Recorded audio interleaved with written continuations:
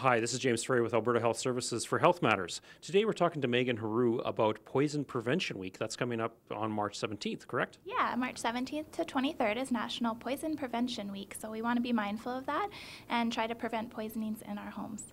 So talk about the issue of poisoning in our homes or elsewhere, I guess. Well, in Alberta, it is actually a big issue. In 2010, ACICR suspected that there was about 11,000 ER visits due to poisoning, so it's something we certainly want to be mindful of.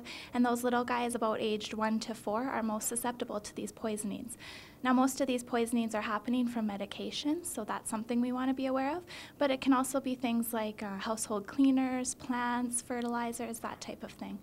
Certainly. So how can people prevent poisonings in the home?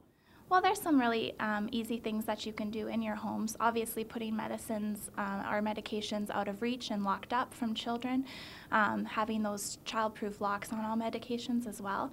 Having your visitors put their purses up high when they come over because you never know what they'll have in their purse. Protecting your children from plants because you'd actually be surprised how many plants are actually considered poisonous. I just printed off a list here from the Government of Canada website, and it goes on for 7 pages with the amounts of poisonous plants, so it might be something you want to look at. You can go on the Health Canada website with your kids and have them play interactive games to learn all the hazard symbols, so you could do that with them as well.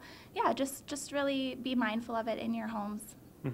So what are some things that people can do if they suspect poisoning in the home? Well, certainly if you do suspect poisoning, treat it as a poisoning, even if you don't know how much the person ingested or what it was.